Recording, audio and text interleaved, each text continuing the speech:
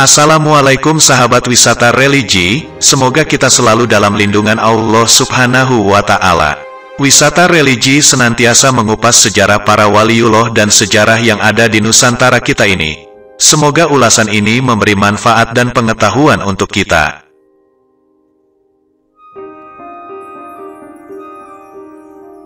Dua panglima perang Majapahit yaitu Mantri Les dan Beleteng dalam invasi ke kerajaan Sunda.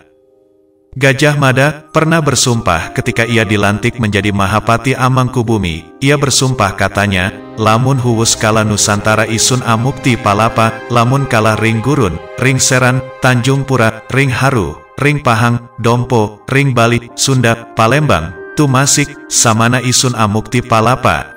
Yang maksudnya Gajah Mada tidak akan berhenti puasa apabila ia belum menaklukkan Gurun, Seram, Tanjung Pura, Haru, Pahang, Dompo, Bali, Sunda, Palembang, Tumasik, ke dalam kekuasaan Majapahit. Dalam sumpahnya itu jelas, Sunda merupakan wilayah sasaran yang mesti ditaklukkan olehnya. Dengan demikian ketika waktu yang direncanakan telah tiba, Gajah Mada kemudian memerintahkan pasukannya untuk melakukan penaklukan ke kerajaan Sunda. Dalam upaya invasi itu Gajah Mada mengutus Mantri Les dan Beleteng sebagai komandan perangnya. Dengan demikian Mantri Les dan Beleteng adalah dua panglima perang Majapahit, yang ditugaskan negaranya untuk menaklukkan kerajaan Sunda Galuh. Penyerbuan tersebut dikisahkan dilakukan dengan besar-besaran, areal pertempuran digelar di perbatasan kerajaan Sunda Galuh, sementara tempat laga saling adu pedang dan panahnya berlangsung di padang luas yang berbukit-bukit. Peristiwa tersebut terjadi sebelum peristiwa Perang Bubat.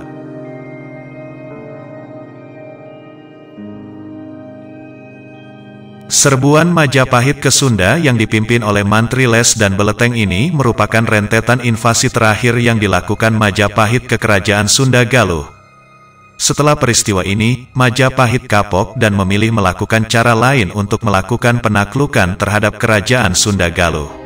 Dalam perang terakhir yang menentukan nasib, dikisahkan pasukan Sunda dapat menggempur habis-habisan tentara Majapahit. Mantri Les dan Beleteng keduanya tersungkur bersimbah darah, setelah terkena tebasan parang yang disabetkan Pati Sunda.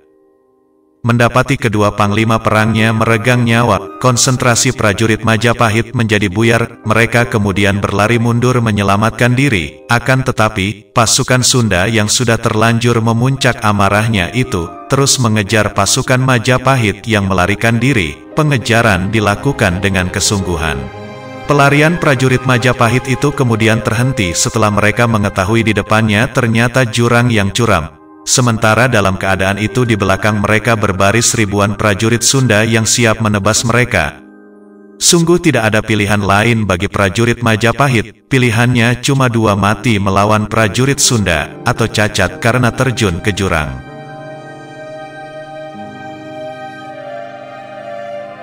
Tentara Majapahit terbagi dua, ada Yak dengan gagah berbalik ke belakang untuk melakukan perlawanan terakhir meski harus mati, sementara sisanya lebih memilih melompati jurang dengan rasa ketakutan yang mendalam.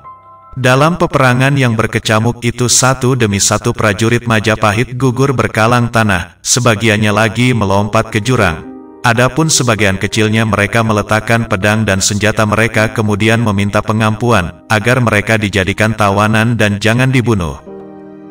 Demikianlah kisah mengenai invasi Majapahit yang gagal. Kegagalan invasi tersebut dikisahkan karena prajurit Sunda begitu tangguh.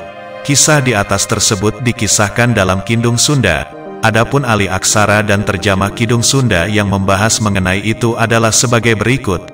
Wahai Gajah Mada, apa maksudnya engkau bermulut besar terhadap kami? Kami ini sekarang ingin membawa Tuan Putri, sementara engkau menginginkan kami harus membawa bakti sama seperti dari Nusantara. Kami lain, kami orang Sunda, belum pernah kami kalah berperang.